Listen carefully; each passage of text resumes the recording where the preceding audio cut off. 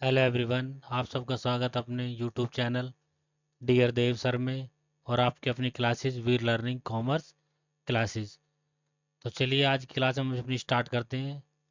First question है हमारा कि अभिषेक, रजत और विवेक तीन पार्टनर हैं। एक अभिषेक है, एक रजत है और एक विवेक है। Are partner sharing profit in the ratio of 5:3:2। If Vivek retire, ठीक है, विवेक क्या हो रहा है इसके अंदर से, रिटायर हो रहा है।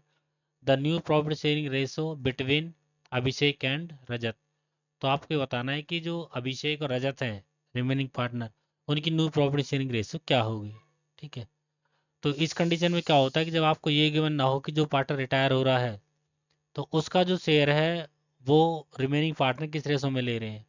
तो इस कंडीशन में क्या होता है कि जो पार्टनर्स की ओल्ड रेशो होती है वही उनकी न्यू रेशो भी हो जाती है। ठीक है, तो रिमेनिंग रेशो क्या बच गई, देखो विवेक रिटायर हो गया तो अभिषेक और रजत इनका जो ओल्ड रेशो है वही रेशो इनकी न्यू रेशो भी हो जाएगी।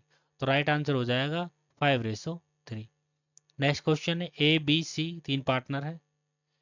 ठीक है, share profit and losses of the company equally. तीनों की जो रेशो क्या है, इक्वल है। बी रिटायर, कौन रिटायर हो रहा है, B, from business and he share is purchase, उसका जो शेयर है वो कौन परचेज कर रहा है, ए और सी, किस रेशो में, 2:3 में। New profit sharing ratio between A and C. ठीक है, ए एंड सी की न्यू प्रॉफिट शेयर रेशो हमें बतानी है। तो क्वेश्चन में गिवन है कि इक्वल रेशो थी, तो रेशो क्या थी, 1:1:1, तीनों की रेशो थी, यानी 1/3 तीनों की रेशो थी। ठीक है, अब जो रिमेनिंग पार्टनर है वो परचेज कर रहे हैं किस रेशो में, 2:3 में। ठीक है, तो ए का शेयर कितना था, 1/3, 1/3 का बाई कितना ले रहा है वो, 2/5, जो कि आपकी यहाँ से आ जाएगी। ठीक है, तो 2/5 परचेज करा तो टोटल कितना परचेज हो गया उसका, 2/15। ठीक है, इसी तरह जो बी है उसका भी ओल्ड शेयर कितना था, 1/3 था। ठीक है, तो वो कितना, सॉरी सी, तो सी कितना परचेज कर रहा है, 3/5। ठीक है, तो बी का शेयर कितना आगे निकल के 3/15 आ गया। ठीक है, अब देखो न्यूमरेटर से निकाल लेंगे यहाँ से हम ए का जो अपना पहला शेयर था वो था 1/3। ठीक है, उसने कितना परचेज कर लिया बी से, 2/15। तो इनका एलसीएम ले लेंगे तो ए का जो शेयर है न्यू आ जाएगा 7/15। इसी तरह जो बी का शेयर है, बी, सॉरी सी का शेयर है, सी का भी जो अपना शेयर है, ठीक है, वो भी कितना था, 1/3 था। ठीक है, कितना था, 1/3 था। ठीक है, और सी को अब कितना मिल गया बी से, 3/15। तो एलसीएम लेंगे तो इससे कितना आ जाएगा, 8/15। तो इस तरह से जो न्यू रेशो कितनी आएगी, 7:8 आ गई।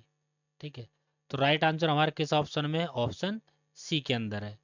ठीक है, नेक्स्ट क्वेश्चन हमारा, ऑन द रिटायरमेंट, कब, रिटायरमेंट के समय of a partner his capital account will be credited, कि जब एक पार्टनर रिटायर होता है, ठीक है, तो क्रेडिट में उसकी कैपिटल अकाउंट क्रेडिट में कौन सी अमाउंट आती है या किस चीज़ की अमाउंट आती है जब एक पार्टनर रिटायर होता है।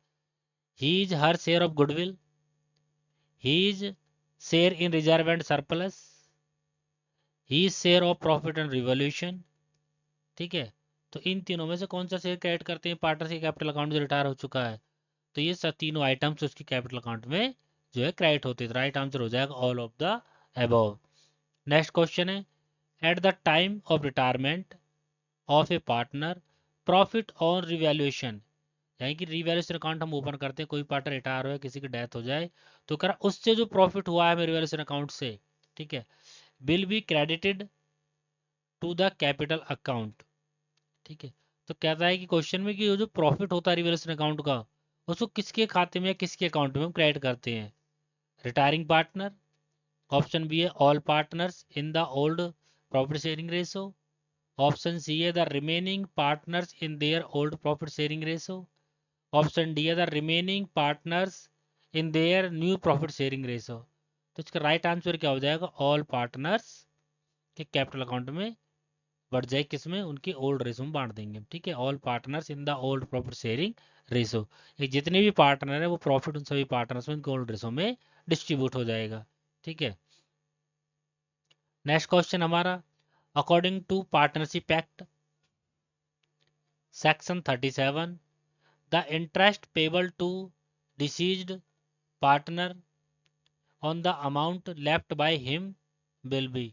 तो जो पार्टनर्स अगर एट ए टाइम उससे एट प्रेजेंट अगर हमको अमाउंट नहीं दे पाते हैं, ठीक है, और उसकी अमाउंट फर्म के अंदर ही रहती है डिसीज पार्टनर की, तो उस पर कितने परसेंट का उससे इंटरेस्ट मिलता है? Option A 6% per annum, option B 10% per annum, option C the bank rate, option D है नन ऑफ द अबव। तो राइट आंसर क्या हो जाएगा आपका? Option A 6% per annum. Next question हमारा, on retirement the value of goodwill is credited to. ठीक है, retirement के समय गुडविल को किस अकाउंट में क्रेडिट करते हैं हम? ऑल पार्टनर्स या कंटिन्यूइंग पार्टनर्स, रिटायरिंग पार्टनर्स या नन ऑफ द अबव। तो किसके में क्रेडिट करते हैं हम? रिटायरिंग पार्टनर के में। तो एंट्री क्या हो जाएगी? Remaining partners capital account debit to retiring partners capital account.